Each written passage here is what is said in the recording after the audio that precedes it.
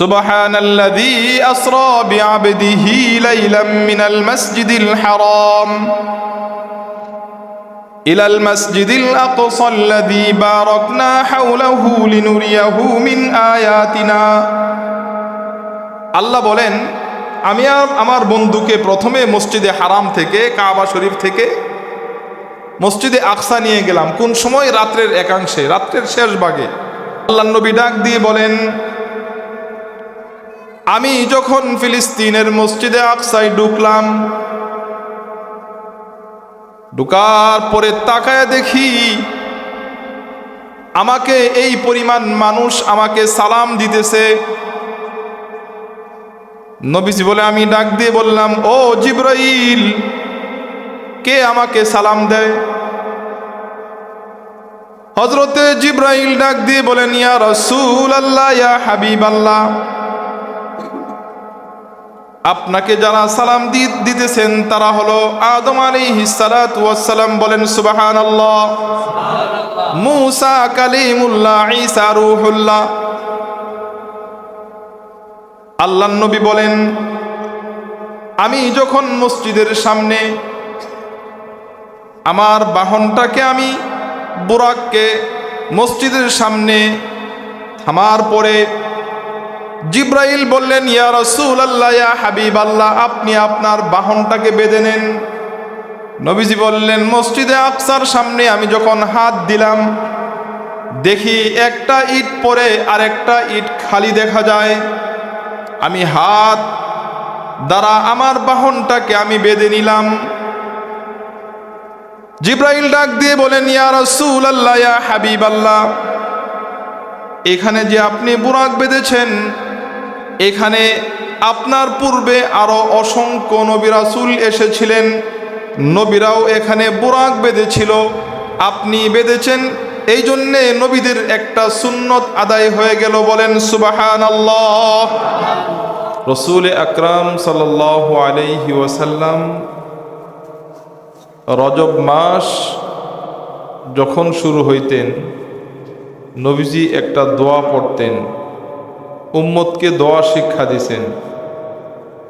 দোয়াটা হলো, আল্লাহুম্মা বারিক লানা ফি রজব ওয়া শাবান, আল্লাহুম্মা বারিক লানা ফি রজব ওয়া শাবান ওয়া বাল্লিগনা রমাদান। আয় আল্লাহ, আপনি রজব এবং শাবান মাসে বরকত দান করেন। বলেন সুবহানাল্লাহ। এবং আমাদের সকলের হায়াতকে রমজান পর্যন্ত কবুল করেন। তাহলে বোঝা গেল যে মাস চলতেছে রজব মাস, এটা বরকতের মাস, এটা অনেক দামি মাস, বরকতময় মাসে, এই রজব মাসে, এই মাসের এক বর্ণনা অনুযায়ী কিতাবের মধ্যে লেখে ঐতিহাসিক একটা ঘটনা ঘটেছিল এই মাসে। ঘটনা সবাই জানি, রজব মাসের ২৬ তারিখ দিবাগত রাত্রিতে রাসূল আকরাম সাল্লাল্লাহু আলাইহি ওয়াসাল্লামের মেয়ারাজ সংঘটিত হয়েছিল। বলেন সুবহানাল্লাহ। রাসূলের মেয়ারাজ, শবে মেয়ারাজ এই রজব মাসের ২৬ তারিখেই অনুষ্ঠিত হয়েছিল। এই জন্যে এই রজব মাসে যেহেতু রসুলের মেয়ারাজ সংঘটিত হয়েছিল, আর যেই সময় যে মৌসুম হয় ওই মৌসুম অনুযায়ী ওই বস্তুকে সামনে রেখে, ওই আলোচ্য বিষয়কে সামনে রেখে আলোচনা করা, এটাও নবীজির একটা সুন্নত। কেউ বলেন নফল বা মুস্তাহাব। যেহেতু এই মাসে রসুলের মেয়ারাজ সংঘটিত হয়েছিল, এজন্য ইনশাআল্লাহ আমরা ধারাবাহিকভাবে মেয়ারাজের আলোচনা করব এবং শুনব। আল্লাহ পাক যেন আমাদেরকে মেয়ারাজের আলোচনা শোনার দ্বারা আমলের যা আছে, আল্লাহ পাক যেন আমাদেরকে আমল করার তৌফিক দান করে। জোরে সোরে বলেন আমিন। সম্মানিত হাজিরিন, মেয়ারাজ কেন হয়েছিল, কি কারণে হয়েছিল, এটা আগে আমাদের জানা দরকার।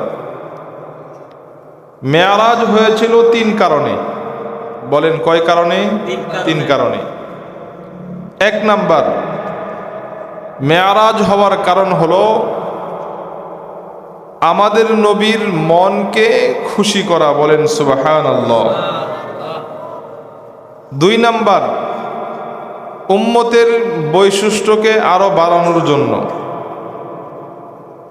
3 নাম্বার, রসুল আকরাম সাল্লাল্লাহু আলাইহি ওয়াসাল্লামের শান মর্যাদা সবচাইতে বেশি, এটা বোঝানোর জন্যে। রসুল আকরাম সাল্লাল্লাহু আলাইহি ওয়াসাল্লাম নবুয়তের 11 বৎসরে, যেই বৎসরে রসুলের দাদা রসুলের চাচা ইন্তেকাল হয়েছিল, এর কিছুদিন পরেই রসুলের আপনজন জীবন সঙ্গিনী হজরতে খাদিজাতুল কুবরা রাদিয়াল্লাহু তাআলা আনহার ইন্তেকাল হয়। ওই বৎসরে বুখারী শরীফের হাদিস অনুযায়ী ওই বৎসর রসুলের চিন্তার বৎসর ছিল। রসুল পেরেশানিতে পড়ে গিয়েছিলেন, চিন্তায় পড়ে গিয়েছিলেন। আর রসুল, ওনার মনটা দুর্বল হয়ে গিয়েছিল যে আমার পরিবারও নাই, আমার চাচাও নাই। স্বাভাবিকভাবে মানসিকভাবে উনি দুর্বল হয়ে গিয়েছিল। আল্লাহ তাআলা এই মেয়ারাজের ঘটনা সংঘটিত করার মাধ্যমে এটাই বুঝায় দিলেন, বন্ধু হে, আপনার পেরেশানির কোনো কারণ নাই, আপনার সাথে আমি আল্লাহ আছি। বলেন সুবহানাল্লাহ। পৃথিবীর মধ্যে আদম আলাইহিস সালাম থেকে নিয়ে এই পর্যন্ত 1,24,000 মতান্তরে 2,24,000 নবী রাসূল আল্লাহ দুনিয়াতে প্রেরণ করেছেন। 1 লক্ষ বা 2,24,000 নবী আলাইহিস সালাম। নবীদের মধ্যে কোন নবী আল্লাহর সাথে কথা বলতে পারে নাই দুনিয়াতে। একজন নবী ছিলেন হযরতে মূসা আলাইহিস সালাতু ওয়াস সালাম। তিনি আল্লাহর কাছে দরখাস্ত করেছিলেন, আল্লাহ তাআলা দরখাস্ত মঞ্জুর করে তুর পাহাড়ে গিয়া মূসা আলাইহিস সালাম তিনি আল্লাহর সাথে কথা বলতেন। নবীদের মধ্যে একজন নবী যিনি দুনিয়ার মধ্যে হায়াতে জিন্দেগিতে তুর পাহাড়ে আল্লাহর সাথে কথা বলেছেন, তিনি হলেন হযরতে মূসা আলাইহিস সালাতু ওয়াস সালাম। আর মূসা আলাইহিস সালাতু ওয়াস সালাম গর্ব করতেন, ওনার উম্মত গর্ব করে এই কথা বলতো যে আমরা এমন একজন নবীর উম্মত, যেই নবী জীবদ্দশায় তুর পাহাড়ে আল্লাহর সাথে কথা বলেছে। বলেন সুবহানাল্লাহ। মূসা নবীর উম্মতরা গর্ব করতে থাকতো। আর আমরা এমন একজন নবীর উম্মত,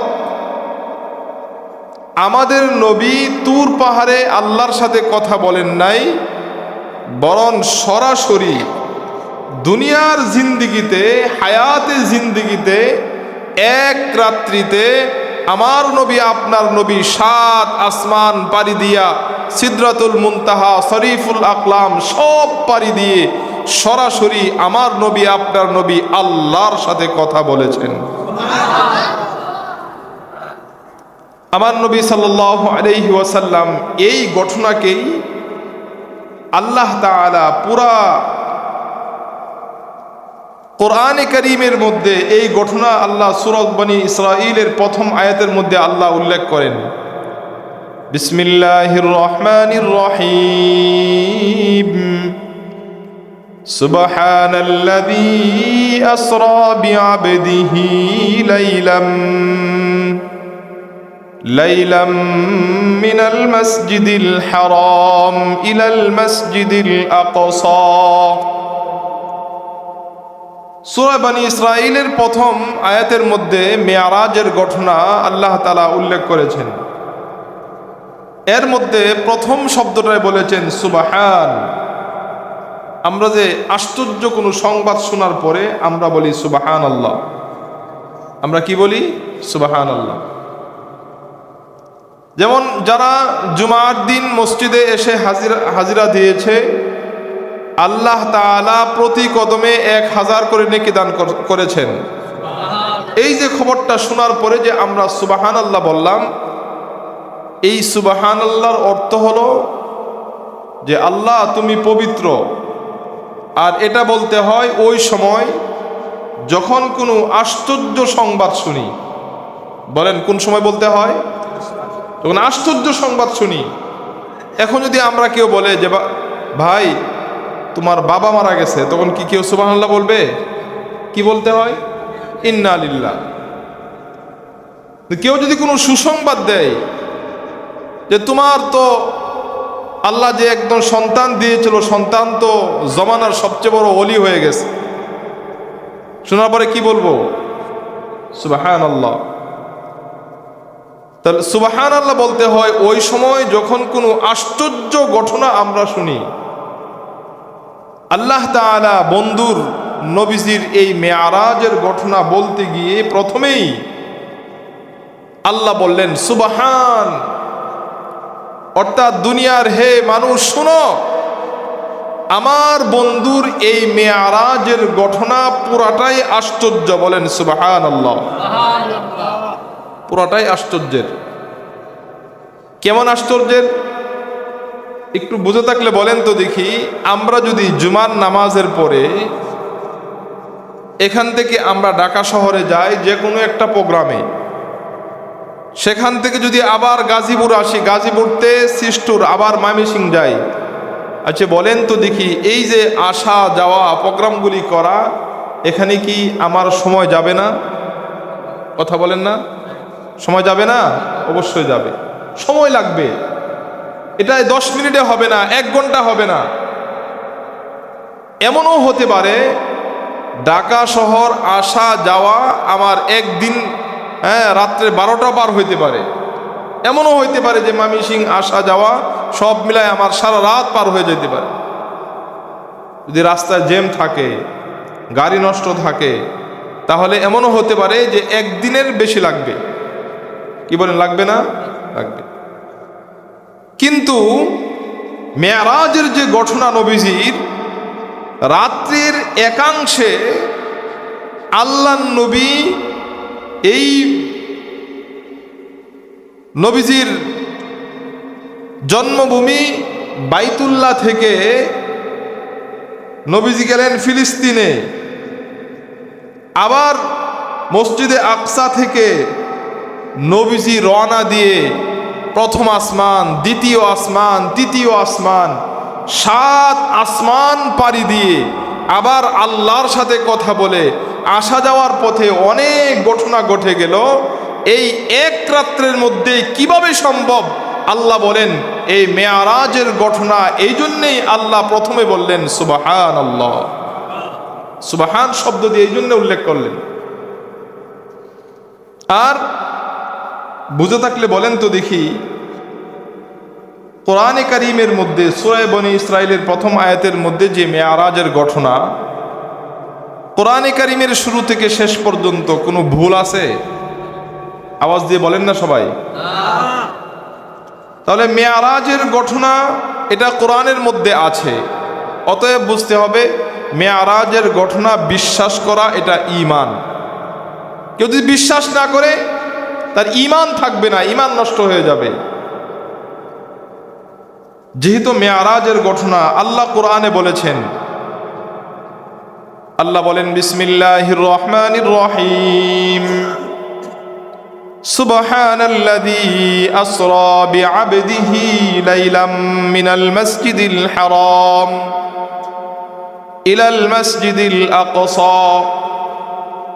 আল্লাহ বলেন আমি আমার বান্দাকে রাত্রের একাংশে মসজিদে হারাম থেকে মসজিদে আকসা পর্যন্ত ভ্রমণ করাইছি। বলেন সুবহানাল্লাহ। তাহলে মসজিদে হারাম মানে কাবা শরীফ বাইতুল্লাহ, আর মসজিদে আকসা ফিলিস্তিন, মুসলমানদের প্রথম কিবলা।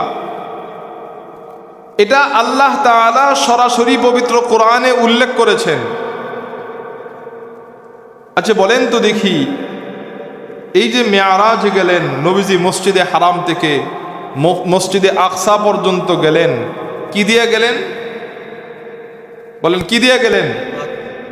মোটর সাইকেলে গেছেন? কি দিয়া? বুরাক। মাশাআল্লাহ। কি দিয়ে গেছেন? নবীজি যে বাহন দিয়ে গেছেন, যে গাড়ি দিয়ে গেছেন, এই গাড়ির নাম ছিল কি? বুরাক। বুরাক এর দ্রুত কি পরিমাণ এটা আমাদের একটু জানা দরকার, বোঝা দরকার। কিতাবের মধ্যে লেখে মানুষের চোখের দৃষ্টি যত দূর যায়, বুরাকের এক একটা কদম এর চাইতে বেশি দূরে যায়। একটু সহজে আবারও বুঝি যে বুরাকের চলার দ্রুত গতি কি পরিমাণ। বর্তমান বিজ্ঞানী প্রযুক্তির যুগে একটা সময় ছিল, এই যে এখন গাড়ি ঘোড়া আছে, একটা সময় এগুলি ছিল না, গাড়ি ঘোড়া ছিল না। আলহামদুলিল্লাহ এখন তো বিভিন্ন ধরনের যানবাহন। আজ থেকে 200 বৎসর আগেও বা 80 বৎসর আগে অনেকে এমন ছিল যে পায়ে হেঁটে হজে গেছে, ওই সময় বিমান ছিল না। আর এখন তো প্রযুক্তির যুগে যেখানে 6 মাসের রাস্তা এখন 5 ঘন্টা 4 ঘন্টা চলে যাওয়া যায়। বিমান আবিষ্কার হয়েছে, বিমান। আর এই কথা আমরা ভালো করে জানি, অনেকে জানি অনেকে জানি না, যে বর্তমান সবচাইতে প্যাসেঞ্জার বহন করে যে বিমানটা, এই বিমানের নাম বুম সুপারসনিক একটা বিমান। এই বিমানটা ঘন্টায় 1300 কিলোমিটার যাইতে পারে। ঘন্টায় কত? 1300। আর এই বিমানে কেউ যদি যায় ঘন্টায় 1300 কিলোমিটার মাত্র। আর এখন বর্তমান যে রকেট আবিষ্কার হয়েছে, রকেট সবচেয়ে যে দ্রুতগামী রকেট, এই রকেটের নাম হলো অ্যাপোলো 11। এই অ্যাপোলো 11 এটা ঘন্টায় 39,000 কিলোমিটার যাইতে পারে। সুবহানাল্লাহ কইতেন না কেউ? ঘন্টায় কত যাইতে পারে? 39,000 কিলোমিটার। প্যাসেঞ্জার বিমান যাইতে পারে 1300 কিলোমিটার, আর রকেট যাইতে পারে 39,000 কিলোমিটার। আমরা এই আসমানের নিচে আমরা যে চন্দ্র দেখি, সূর্য দেখি, এরও আরো অনেক নিচে তারকা আছে। তারকা, এক একটা তারকা পুরা পৃথিবীর চাইতে 1000 গুণ বড় এক একটা তারকা। এটাও কোরআনে আল্লাহ ঘটনা বর্ণনা করেছেন। এর মধ্যে সবচাইতে যে কাছের তারকা, এই কাছের তারকার নাম হলো প্রক্সিমা সেন্ট্রাই। এই তারকা পর্যন্ত কেউ যদি যাইতে চায়, সেখানে পৌঁছতে চায়, ওই দ্রুতগামী রকেট দিয়া, যেই রকেটের গতি ঘন্টায় 39,000 কিলোমিটার, ওইখানে যেতে হলে বিজ্ঞানীরা বলে ওই প্রক্সিমা সেন্টারে যেতে হলে তার সময় লাগবে 1,15,000 বৎসর। সুবহানাল্লাহ কইতেন না? তাহলে এই প্রথম তারকা পর্যন্ত যাইতে যদি এত সময় প্রয়োজন হয়, এরপরে প্রথম আসমান যেতে তার কত লম্বা সময় প্রয়োজন। তাহলে আল্লাহর নবীকে আল্লাহ তাআলা যে মেয়ারাজ করাইলেন, যেই বাহন দিয়ে, যে বুরাক দিয়া, এই বুরাকের দ্রুত কি পরিমাণ ছিল এটা কেউ বের করতে পারে না। এটা একমাত্র জানেন কে? আল্লাহ তাআলা বলেন বিসমিল্লাহির রহমানির রহিম সুবহানাল্লাযী আসরা বিআবদিহি লাইলাম মিনাল মাসজিদিল হারাম ইলাল মাসজিদিল আকসাল্লাযী বারাকনা হাওলাহু লিনুরিয়াহু মিন আয়াতিনা। আল্লাহ বলেন, আমি আমার বন্ধুকে প্রথমে মসজিদে হারাম থেকে, কাবা শরীফ থেকে মসজিদে আকসা নিয়ে গেলাম। কোন সময়? রাত্রের একাংশে, রাত্রের শেষ ভাগে। আল্লাহর নবী ঘরে ঘুমন্ত ছিলেন। দুইজন ফেরেশতা আসলো, আসার পরে নবীজিকে ধরে কাবা শরীফের সামনে নিয়ে গেল। নিয়ে যাওয়ার পরে ওই দুইজন ফেরেশতা, জিব্রাইল, পাশে আরেকজন ছিল মিকাইল। দুইজন বড় বড় ফেরেশতা নবীজিকে ধরে কাবার সামনে নিয়ে গেল। নিয়া মিকাইল একটা ছুরি বের করছে, ছুরি বের করে নবীজির সিনাটা ফাড়লো। পারার পরে একটা প্লেট নিয়ে আসলো, আর জমজম থেকে পানি এনে জমজমের পানি দ্বারা নবীর এই বের করে ধুয়ে আবার ভিতরে ভরে দিল। ভরার পরে নবীজি বলেন, এরপরে আমাকে সেখান থেকে জিব্রাইল আলাইহিস সালাম বলেন, উঠেন আপনি বুরাকে। বুরাকে উঠার পরে সর্বপ্রথম তিনি গেলেন ফিলিস্তিনের সেই মসজিদে আকসা। বলেন সুবহানাল্লাহ। আল্লাহর নবী ডাক দিয়ে বলেন, আমি যখন ফিলিস্তিনের মসজিদে আকসায় ঢুকলাম, ঢুকার পরে তাকায় দেখি আমাকে এই পরিমাণ মানুষ আমাকে সালাম দিতেছে।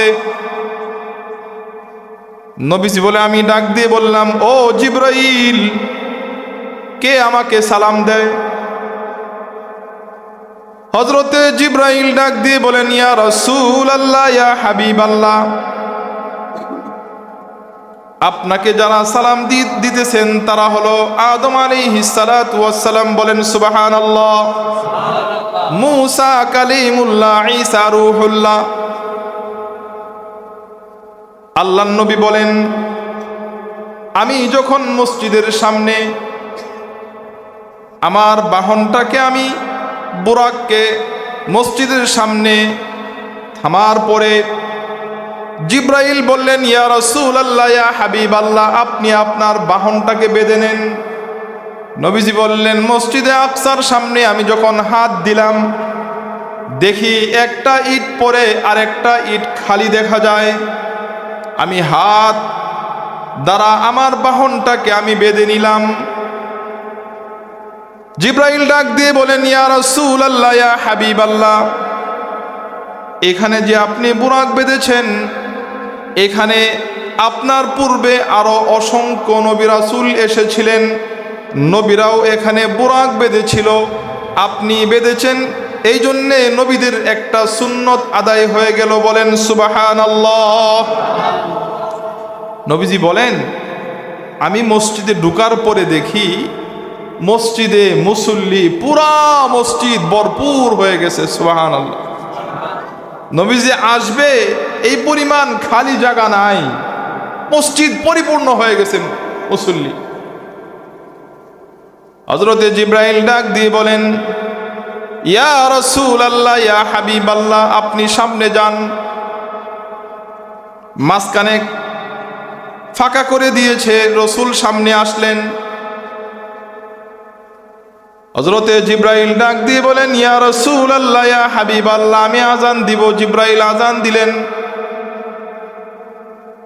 আজান দেওয়ার পরে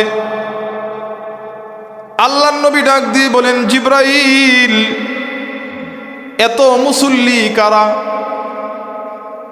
হযরতে জিব্রাইল ডাক দিয়ে বলেন, ইয়া রাসূলুল্লাহ, আপনি মনে করেন না তারা মুসল্লি? আপনি দুনিয়াতে আসার পূর্বে সমস্ত নবী আলাইহিস সালামগণ দরখাস্ত করেছিল এক নজর আপনাকে দেখার জন্য। চিৎকার করে বলা যাবে কি সুবহানাল্লাহ? হযরতে জিব্রাইল ডাক দিয়ে বলেন, ইয়া রাসূলুল্লাহ, ইয়া হাবিবাল্লাহ, তারা সবাই এমন দামি মুসল্লি আদম আলাইহিস সালাম থেকে নিয়ে আপনার পূর্ব নবী ঈসা আলাইহিস সালাম পর্যন্ত যত নবী আলাইহিস সালাম দুনিয়াতে আল্লাহ প্রেরণ করেছেন, সমস্ত নবী আলাইহিস সালাম এখানে মসজিদে মুসল্লি হিসাবে সবাই উপস্থিত হয়ে গেছে। বলেন সুবহানাল্লাহ। এমন কি শুধু তাই নয়, হযরতে জিবরাইল ডাক দিয়ে বলেন, ইয়া রাসূলুল্লাহ, ইয়া হাবিবাল্লাহ, শুধু নবী রাসূল আসেন নাই, এমন কি আসমানের মধ্যে যত ফেরেশতা, হাজার লক্ষ ফেরেশতা, আল্লাহ তাআলা আসমানের হাজার লক্ষ ফেরেশতা মসজিদে আকসাই ফিলিস্তিন হাজির হয়ে গেছে। বলেন সুবহানাল্লাহ। মসজিদ পরিপূর্ণ। হযরতে জিবরাইল ডাক দিয়ে বলেন, ইয়া রাসূলুল্লাহ, ইয়া হাবিবাল্লাহ, আজকে নামাজের ইমামতি আপনি করবেন। এতদিন ছিল আপনি শুধু রসুল, এখন থেকে আপনার উপাধি হলো ইমামুল মুরসালিন। বলেন সুবহানাল্লাহ। আল্লাহর নবী মসজিদে আকসার মধ্যে সমস্ত নবী রাসূল ফেরেশতাদের নামাজের ইমামতি করলেন। আওয়াজ দিয়ে বলেন তো দেখি, যিনি নামাজের ইমাম হন, ইমামতি করেন, ইমামের দাম বেশি না মুসল্লির দাম বেশি? আওয়াজ দেয় না। মুসল্লি যদি প্রধান উপদেষ্টাও হয়, সে কি মুসল্লি? এমপি সাহেব হলেও কি মুসল্লি? ইমাম ইমামে। আল্লাহর নবী, আল্লাহ তাআলা নবীকে ইমামতির নামাজের জায়গায় দাঁড় করায়া নবীজির দাম আল্লাহ তাআলা পৃথিবীর সবচাইতে বেশি বাড়ায়া দিলেন। বলেন সুবহানাল্লাহ। আল্লাহ বলেন, বিসমিল্লাহির রহমানির রহিম, বারাকনা হাওলাহু লিনুরিয়াহু মিন আয়াতিনা। আল্লাহর নবীকে মেরাজ নিবেন, মসজিদে আকসায় কেন নিলেন? আল্লাহ বলেন, লিনুরিয়াহু মিন আয়াতিনা, আমি যেন মসজিদে আকসার আশপাশে অনেক আল্লাহর নিদর্শন আছে, কুদরতি বিষয় আছে, এই কুদরতি বিষয়গুলি দেখানোর জন্যেই আমি আমার বন্ধুকে ফিলিস্তিনের মসজিদে আকসায় নিয়ে গেছি। কি নিদর্শন? এই ফিলিস্তিনের মসজিদে আকসার আশপাশে 70,000 নবীদের কবর রয়েছে। 70,000 নবীদের কবর। নবীজি অনেক কিছু দেখছেন, বলার সময় নাই। নবীজি মুসা আলাইহিস সালামের কবর দেখলেন। মুসা আলাইহিস সালাম নামাজে দাঁড়ায়া কবরের মধ্যে কোরআন তেলাওয়াত করতেছে। আরেকজন মহিলার কবরের সামনে দিয়ে গেলেন, দেখে ওই কবর থেকে মেশকে আম্বরের ঘ্রাণ বের হইতেছে। আল্লাহর নবী মসজিদে আকসা নামাজের ইমামতির পরে নবীরা মসজিদের এক কোনায় বসলেন। বসার পরে আল্লাহর নবীর প্রশংসা শুরু করতেছে। বলেন সুবহানাল্লাহ। নবীজির প্রশংসা শোনার পরে একজনও বখিলি করে মুখ বন্ধ রাখবেন না। যদি নবীজির প্রশংসা শুনে খুশি না হন, আপনার চাইতে বখিল আর কেউ হতে পারেন। নামাজের পরে মসজিদের কোনায় বসে আদম আলাইহিস সালাম, মুসা আলাইহিস সালাম, ইব্রাহিম আলাইহিস সালাম, ঈসা আলাইহিস সালাম সবাই বসলেন। এক একজন দাঁড়ায় ভাষণ দিতেছেন আর আমার নবীজির প্রশংসা করতেছেন। প্রশংসা কি? এক এক নবী এক এক ধরনের প্রশংসা করতেছে। একজন বলতেছে, আজকে যে নামাজের ইমামতি করলেন তার গুণ, তার বৈশিষ্ট্য এটা, এভাবে প্রশংসা করতেছে। হযরত জিবরাইল আলাইহিস সালাম বলেন, ইয়া রাসূলুল্লাহ, ইয়া হাবিবাল্লাহ, এখানে সময় বেশি দেওয়া যাবে না, লম্বা রাস্তা পাড়ি দিতে হবে, সফর করতে হবে, চলেন। নবীজি এরপরে বোরাকের উপর উঠলেন। উঠার পরে নবীজি এক টানে প্রথম আসমানে চলে গেলেন। বলেন সুবহানাল্লাহ। প্রথম আসমানে হযরতে আদম নবীর সাথে মুলাকাত। দ্বিতীয় আসমানে চলে গেলেন। তৃতীয় আসমানে, 7 আসমানে 7 জন নবীর সাথে মুলাকাত। 7 আসমানের উপরে একজন মুরব্বী, সাদা দাড়িওয়ালা মুরব্বী, হেলান দিয়ে বসা, তার সামনে ছোট ছোট বাচ্চারা খেলাধুলা করতেছে। নবীজি ডাক দিয়ে বলে, জিব্রাইল, এই মুরব্বী লোকটাকে, বাচ্চাগুলিকে? হযরতে জিব্রাইল ডাক দিয়ে বলেন, ইয়া রাসূলুল্লাহ, ইয়া হাবিবাল্লাহ, এই মুরব্বীটা লোকটাই হলো জাতির পিতা ইব্রাহিম আলাইহিস সালাম। বাচ্চাগুলি খেলাধুলা করতেছে। বাচ্চাগুলি হলো যেই সমস্ত সন্তানরা নাবালেগ অবস্থায় জন্মগ্রহণ করার পরে মারা যায়, এরা সবাই জান্নাতের খাদেম খাদেমা, এরা সবাই ইব্রাহিম নবীর সামনে খেলাধুলা করতেছে। বলেন সুবহানাল্লাহ। নবীজি 7 আসমানের উপরে সিদরাতুল মুনতাহা পর্যন্ত যাওয়ার পরে জিব্রাইল আলাইহিস সালাতু ওয়াস সালাম ডাক দিয়ে বলেন, ইয়া রাসূলুল্লাহ, ইয়া হাবিবাল্লাহ, এরপরে যাওয়ার আমার আর অনুমতি নাই। জিব্রাইল আলাইহিস সালাতু ওয়াস সালাম সেখানে যাওয়ার পরে আল্লাহ পাক রব্বুল আলামিন আরেকটা বাহন পাঠিয়ে দিলেন। ওই বাহনের মধ্যে আল্লাহর নবী উঠলেন। ওঠার পরে আল্লাহর নবী সরাসরি আল্লাহ পাকের আরশ মহল্লায়, যেখানে আল্লাহ পাক বসেন, ওখানে আমার নবী, আপনার নবী সরাসরি আল্লাহর সাথে দুমুখী ও সাক্ষাতে কথা বলেন। বলেন সুবহানাল্লাহ। মেরাজের রাত্রিতে, রজব মাসের 26 তারিখ দিবাগত রাত্রিতে আল্লাহর নবী আল্লাহর সাথে কথা বলেন। অনেক কথাবার্তা হয়। আত্তাহিয়াতু লিল্লাহি ওয়াস সালাওয়াতু ওয়াত তাইয়্যিবাত, আসসালামু আলাইকা। আল্লাহ পাক রব্বুল আলামিন আমার নবী, আপনার নবীকে সর্বপ্রথম সালাম দেন। বলেন সুবহানাল্লাহ। সালাম দিলেন। সালাম দেওয়ার পরে আমার নবী সালামের উত্তর নিলেন। সমস্ত উম্মতের পক্ষ থেকে সালামের উত্তর নিলেন। নেওয়ার পরে অনেক কথাবার্তা হয়। এক পর্যায়ে নবীজি বলেন, ও আল্লাহ, আমি তো আপনার সাথে মেয়ারাজ করেছি, 7 আসমান পাড়ি দিয়ে আপনার সাথে আমি কথা বলেছি, আমার উম্মত কি আপনার সাথে কথা বলবে না? আল্লাহ তাআলা ডাক দিয়ে বলেন, হ্যাঁ, এমন একটা আমল তোমাকে আজকে উপহার দিব, যে আমলটা করার কারণে বান্দা যখনই এই আমলটা করবে, ওই বান্দা আমার সাথে মেয়ারাজ হয়ে যাবে। আল্লাহ তাআলা আমার নবীকে 5 ওয়াক্ত নামাজ দিলেন। এই জন্য 5 ওয়াক্ত নামাজ কোনো বান্দা যদি আদায় করে, আল্লাহ তাআলা ওই বান্দার সাথে দিনে 5 বার মেয়ারাজ হবে, আল্লাহর সাথে তার কথা হয়ে যাবে। নবীজি আসলেন, লম্বা ঘটনা। আসার পরে ফজরের নামাজের ইমামতি করলেন। ফজরের নামাজের ইমামতি করার পরে নবীজি পিছন দিক থেকে তাকিয়ে মুসল্লিদের উদ্দেশ্যে নবীজি বললেন, হে আমার সাহাবীরা, শুনো, আজকের রাত্রি তো আমি মেয়ারাজ করে আসছি। বলেন সুবহানাল্লাহ। এই কথা বলার পরে কত লম্বা সময়, লম্বা রাস্তা সফর। নবীজি বলেন, আমি এসে দেখি ঘরের দরজা যে বন্ধ করলাম, ঘরের সিটকারি ছিল, এসে দেখি সিটকারিটা লড়তেছে। নবীজি আসার পরে সাহাবাই কালামের উদ্দেশ্যে যখন বললেন, হে আমার সাহাবীরা, আমি তো আজকে মেয়ারাজ করে এসেছি, 7 আসমান 7 জমিন সব দেখে এসেছি। সাহাবাই কালাম বিশ্বাস করলেন। আবু জেহেল, কাফের মুশরিকরা বলতেছে, দেখো এটা কি বলতেছে, মোহাম্মদ কি বলে। এতদিন যাও মনে করেছিলাম মোহাম্মদ মনে হয় পাগল, আজকে এই মোহাম্মদের মুখ থেকে মেয়ারাজের ঘটনা শোনার পরে আজকে এটা পরিষ্কার হয়ে গেছে, মোহাম্মদ আসলে বাস্তবেই পাগল। আবু জেহেল বাইরে হাততালি দিতেছে, এই দেখো হাততালি দিতেছে, মোহাম্মদ কি বলে।